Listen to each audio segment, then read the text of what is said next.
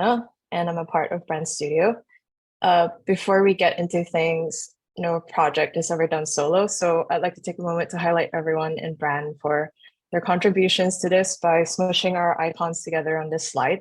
And yes, this is how I see you guys every day with cute little pixel sunglasses. All right, so I'm here to talk about some background and process behind LGTM's branding. Hopefully that video from Gretel has gotten some of you excited for this event, or at least curious about what the hell you just saw. So sit back, relax, and let's get into it.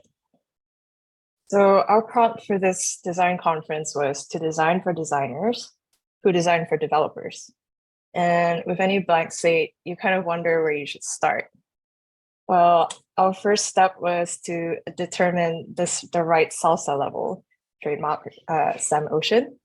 So what does that mean anyway? Well, to us, it means laying out a few different ideas across what we call a spiciness meter.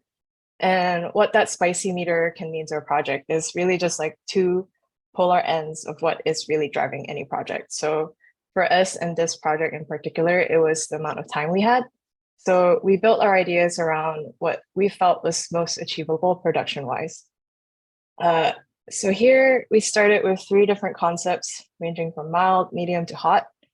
Our mild concept, we called it high design meets meme culture.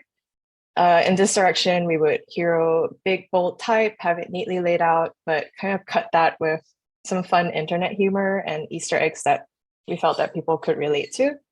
Our medium concepts called lo-fi absurdism.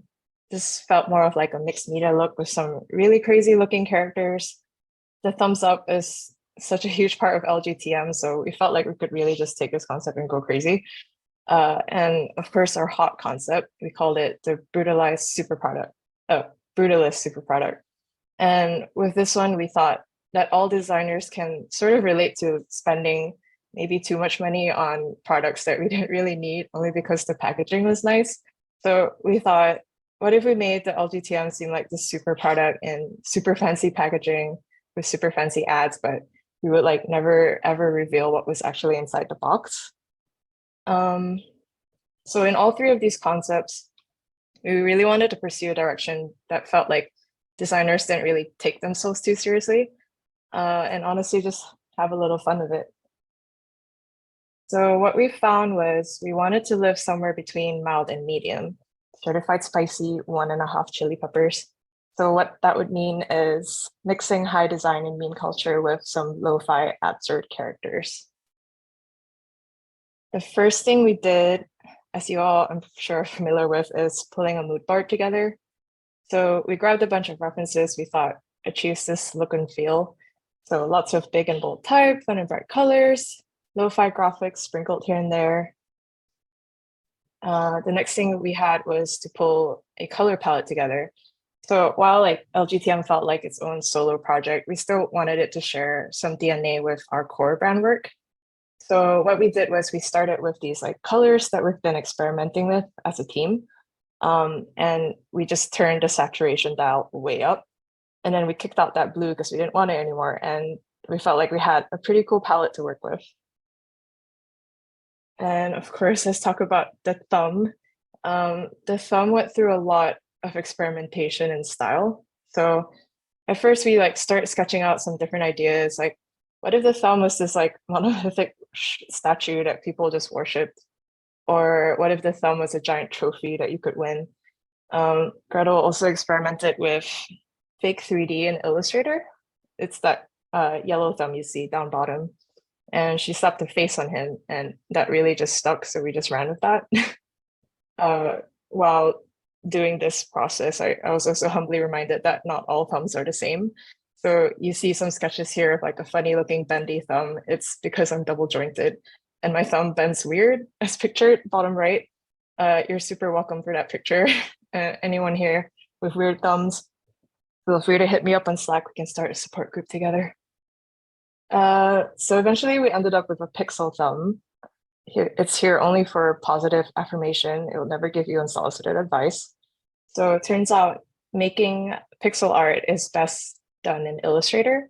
So this little GIF bottom left It's really about setting up a grid in Illustrator and using the live paint option. And you can just like paint each box live. So it's super fun, super easy. I just drew the thumb that I wanted, slapped it behind, and just kind of traced it over. So that's all there is to pixel art. Okay, so we have the thumb, but where would the thumb live? We experimented with a bunch of different styles to get to a look and feel that we sort of liked. We liked the idea of playing with old school Microsoft UI. We also experimented with kicking out some AI retro glitch art, which is what you see top right. We also played more with the fake 3D feature in Illustrator. As you can see, this Mona down here, that's all Illustrator, no 3D there. Eventually, we got to this boiled down direction that we were feeling looked pretty good. If we want to call back to our mood board, we have this big bold type. We've got colors sprinkled around and also lo-fi graphics. How we tie it back to GitHub's brand is, I think personally, really by having a lot of these frames just live in black and white mostly and having color kind of pop out here and there. Gretel also made these adorable pixel monas and animated Hubot and Copilot, because why not? I can't wait to have these as stickers, and it's been really fun just like throwing them around as designs here and there. And finally, let's talk through that teaser you all saw earlier. So how this started was Sam had this great idea of having the teaser video feel like something super serious at first. So we watched a bunch of spoof videos of the Universal logo reveal. I'm sure you're all familiar with that one. It just made sense because a lot of our brand work does live in space. So we thought it would be funny if that giant celestial object that's meant to be the Earth was actually just a giant thumb in space. Just for fun, I threw it in here for us to watch again.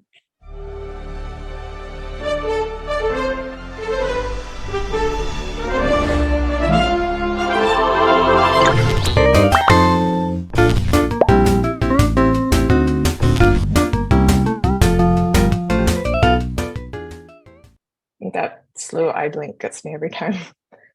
Lastly, I'm going to walk through some brand guidelines because the goal of any project for Brand Studio is like really to create a unified brand that can be stress tested. So we have final logo lockups in short and long form. I think we should really name that thumb. So if you guys have any good ideas, like please throw it in the chat. I'd love to see. We also created key artwork that can live as backgrounds, or if you slap a logo in it, it'll still work.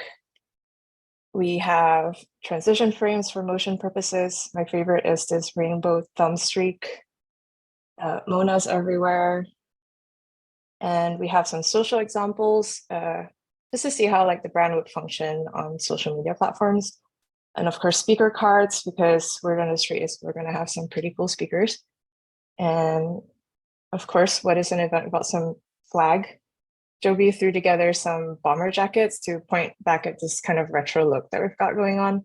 And bomber jackets aren't something I've seen in the shop before, so I'm super stoked for this one. Some cool socks for your feet, and of course, some stickers. Yeah, so that's all for me. I can't wait to see you all there.